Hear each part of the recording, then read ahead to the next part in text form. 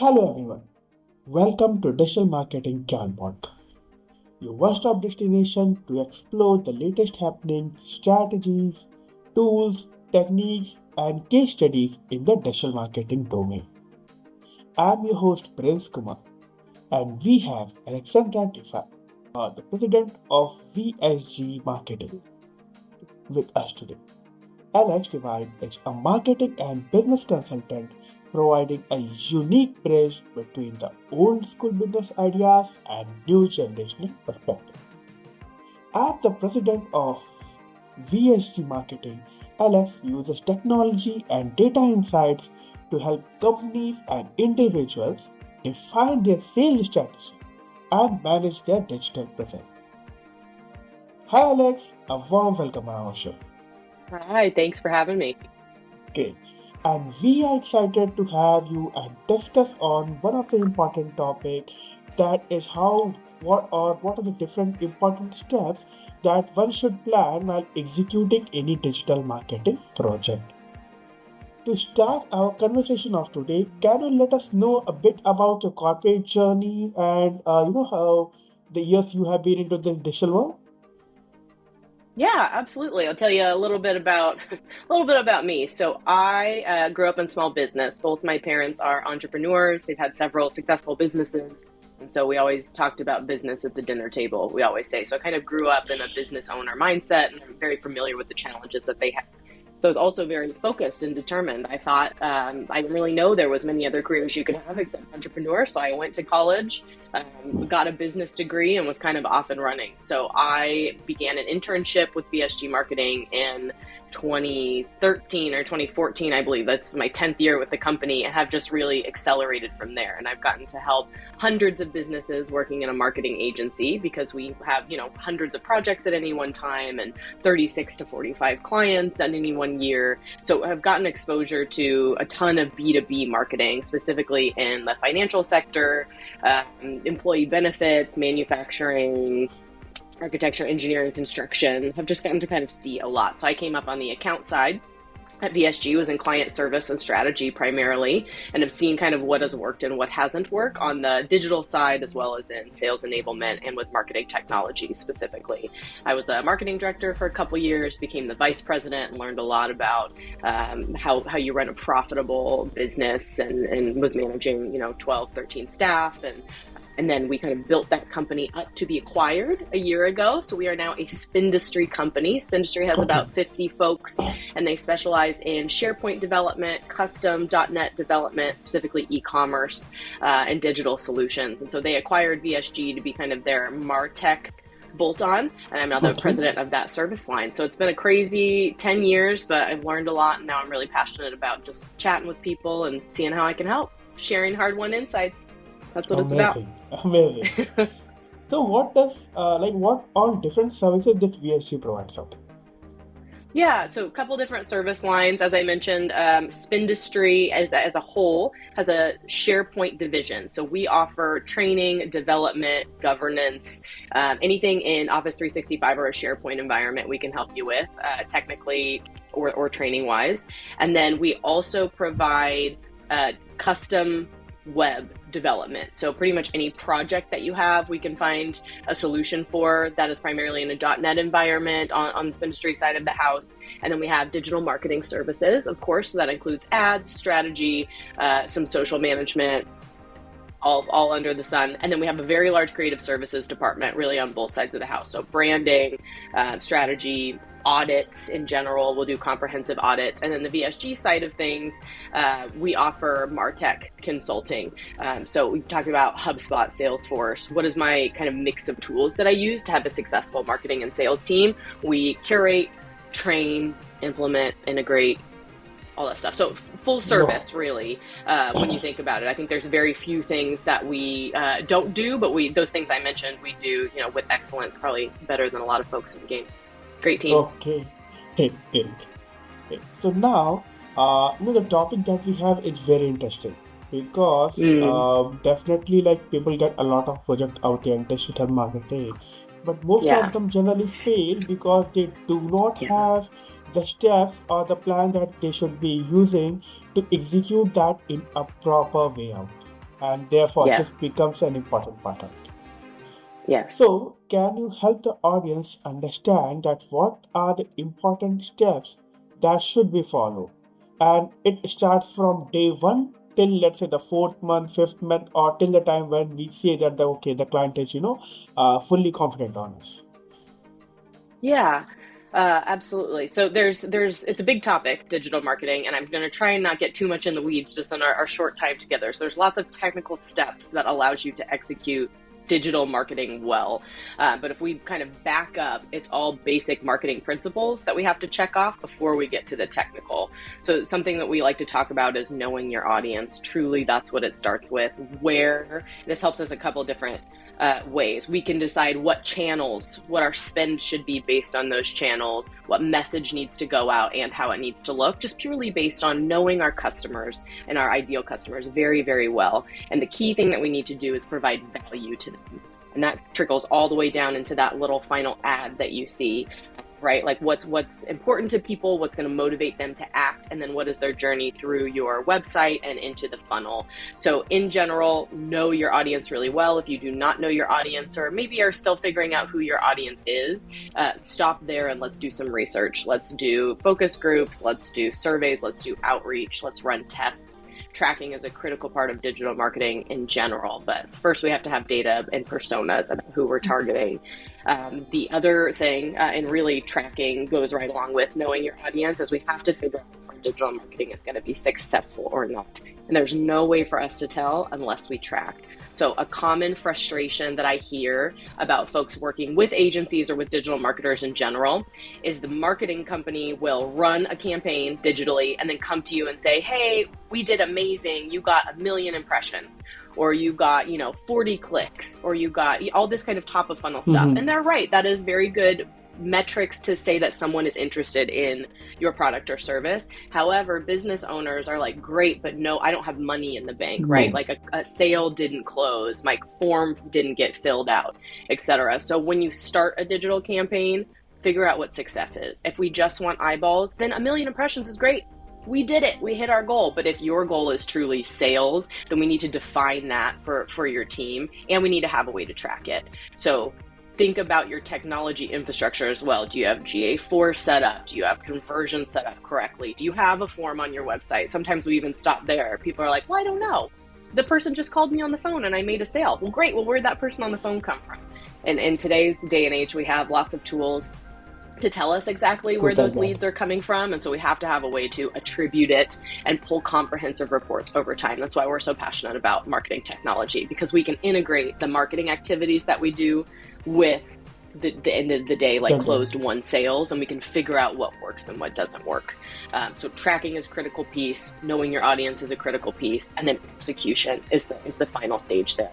So if you know your audience really well and you have a way to track, then you should narrow your channels that what you're gonna spend money on, or even found media based on where your audience is. So if your audience doesn't spend a lot of time on Facebook, making that up, then maybe we shouldn't spend money and run ads there. So be very discerning with your marketing budget. Big fan of Google Ads to start if you're just starting digitally, because you can get so targeted and because it's transactional, like it's going to get to conversion fastest, and you can do a lot with a little. So if we know those channels, then it's time to craft messages that provide value to those folks. So that could be plain text, or it could be highly visual, it could be video. You decide based on your budget. But essentially, it's the scientific method after execution. So you make your best hypothesis on what's going to work. You put it out there, you track it, and have a test group. If you have variation, that's where A/B testing comes in. Look at the results and insights, make tiny tweaks, and you do it again. You do it again and again and again. And because you have this comprehensive reporting, the idea is you get better every time.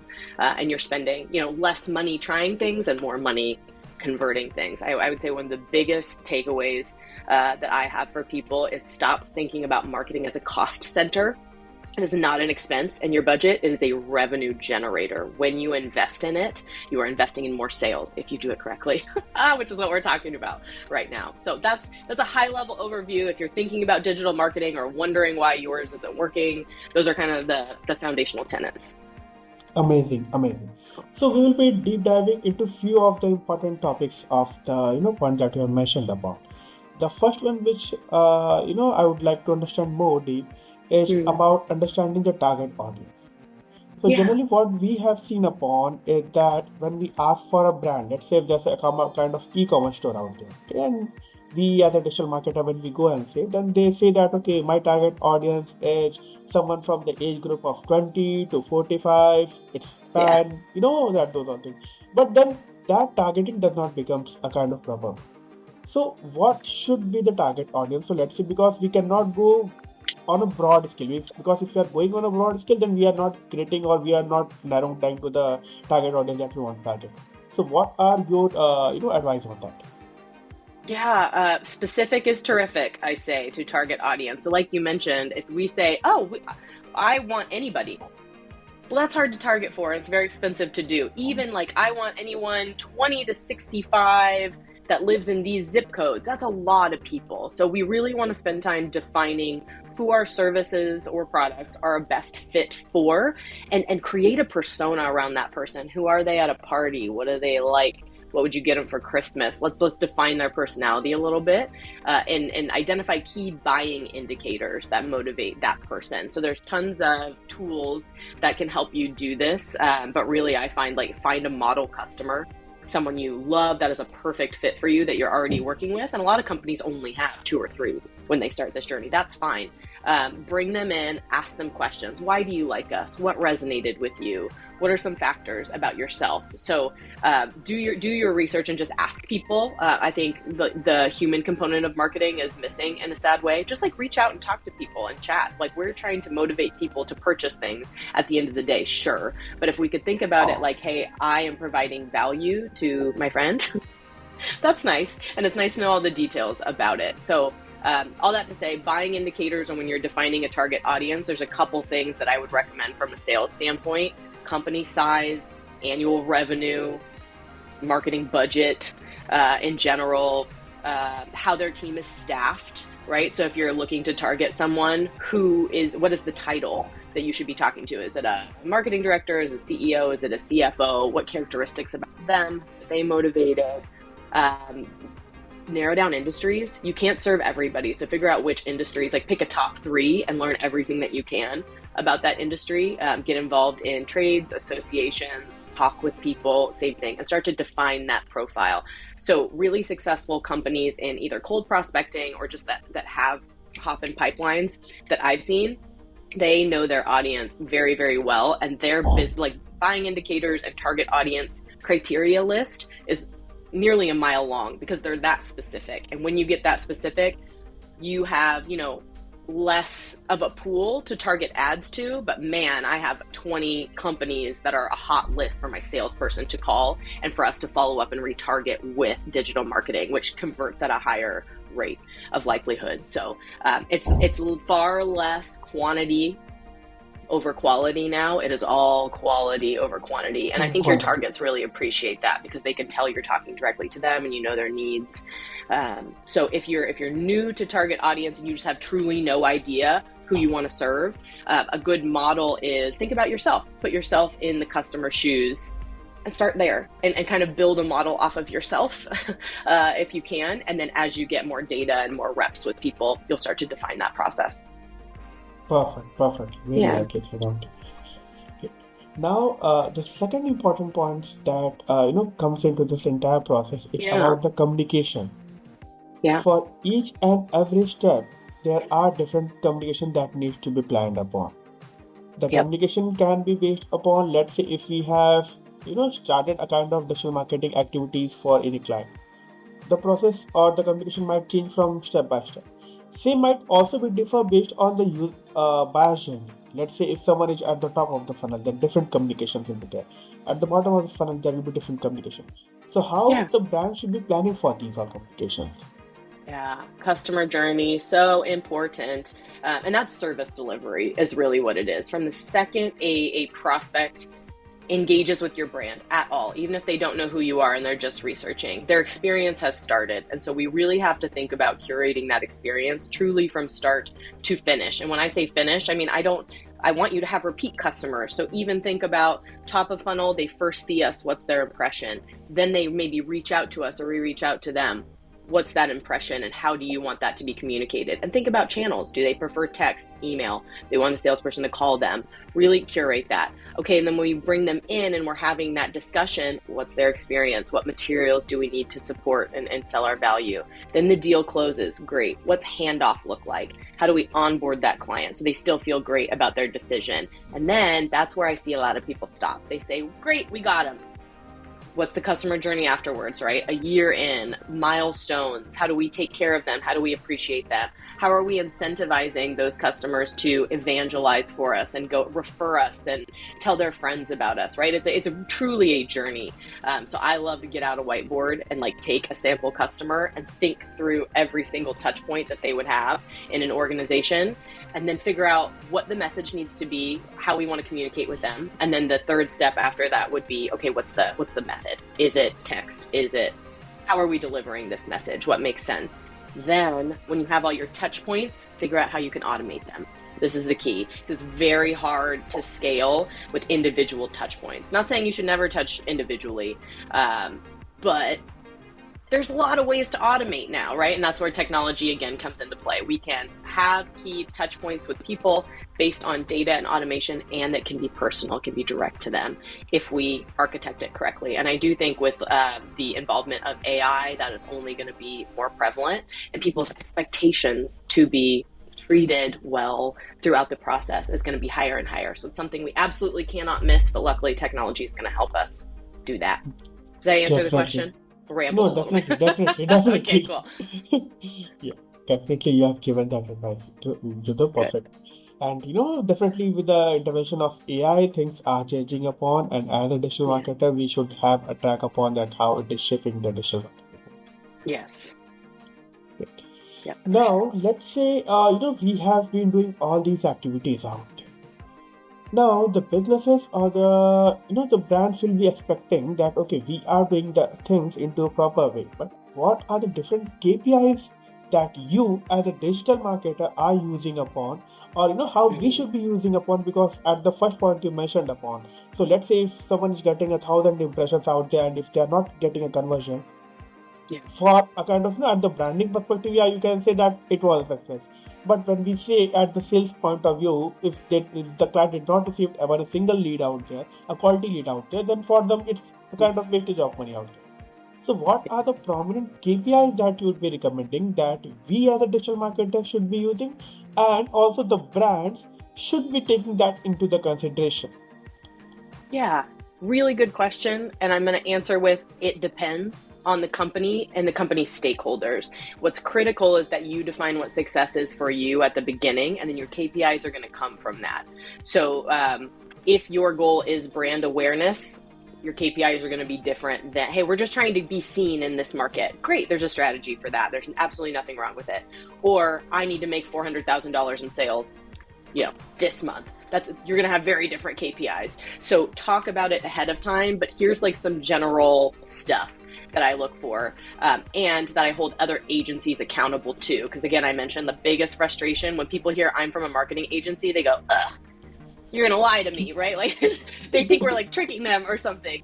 So we rely on data to say, hey, here is what we tried transparently, and then here is the exact actions that your customers took, and here's how it ended up. Let's just put it all in front of us and work together as strategic partners. I think agencies could do a much better job of that, instead of just coming to the table and saying, look at all the people I brought to your door. Really think about what the business owner cares about, which is top line revenue, but ultimately profit at the end of the day. Keep your costs down, bring in cash. So impressions are important. What is the volume of folks that have come to my door? And my door could be my physical door, it could be a phone, it could be a form fill, it could be a white paper download. There's lots of different doors when I talk about prospecting at the top of the funnel. So how many people did we bring you? What was the opportunity? How did they engage is also a critically important KPI, because that's where we can tweak. That's where we can get creative. So did they click? Did they download? Did they leave? the page because there was too much text and it was too confusing. Great, we have a creative issue, let's fix it. Did they look through 7 pages and spend an hour on your website and then leave? Well, that's interesting, right? So we analyze behavior and the engagement. That's really critical. And that would go for social as well. Any door. Are they really excited and they talk to like a qualifying person on the phone, and then by the time they get to the salesperson, we lose them. So great, do we need to talk to the salesperson or the qualifying person?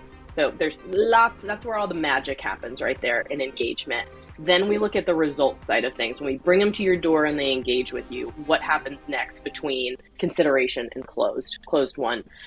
So what I would look for, and remember, I'm a sales junkie. So most marketers aren't concerned with like what are the salespeople doing to close the deal? But if you think holistically, they're very much intertwined, and it's almost like a handshake, like a pass off. And if those two are connected, good things happen.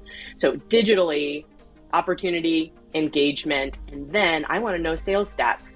What was the time to close? If it's 60 days to close a deal from initial touch point, then marketing could probably come up with materials, videos, events, something that would educate the client a little bit better to make them realize, oh, I have to do this right now. I mean, I'm stupid not to do it. No brainer. Let's go. Maybe we're having a hard time communicating value. Marketing and creative can help you with that. So time to close is a great one. Let's see. Dollar size, also an opportunity. You know, if a specific ad campaign for a specific service brings in on average a $20,000 deal, but an event brings in on average $150,000 deal, it's not to say don't do both. It's maybe we should spend a little more time on the event, right? So we can also allocate spend based on deal size and engagement as well. And then closed one. Did the deal close? Why or why not? Your closed lost is important as well. You know, what was the critical factor? Was it a competitor? Was it price? Was it the sales rep just didn't like them? There's all these factors. So we also consider and massage in the sales process as well. And then I want a bottom line. I spent X in marketing. Here's exactly what I did. And I got Y. And we're hoping that's at least a 10% increase from this number over here. I've seen 20%, I've seen 30%, I've seen 40%, I've seen 112, right? Like it's, as long as there's return on investment, we're strategic partners and we're doing well. And you're not always going to have a huge return. There's many factors in the market, but the idea is when you're not having increased return, go back and look at those touch points and start to massage engagement and then the sales process. So very long-winded answer. I apologize, but those are the start to finish KPIs that I look for in successful marketing. No, perfectly fine. And just to, give a kind of supplement on that. So like, for one of our clients, what we were doing upon, that the client was operating in different models. Like they were doing newspaper advertisement, they were doing TV ads, they were doing a kind of magazine ads, and then digital marketing and the other stuff that they were doing. Now, what we started with that okay, you are spending, let's say, X amount into digital marketing. What is the ROI that you are getting upon? Evaluate. Now, you are spending Y amount into newspaper media or, media ads out there. Now, what is the ROI that you are getting upon? You are spending certain amount into television ad. Now, see what is the ROI that you are.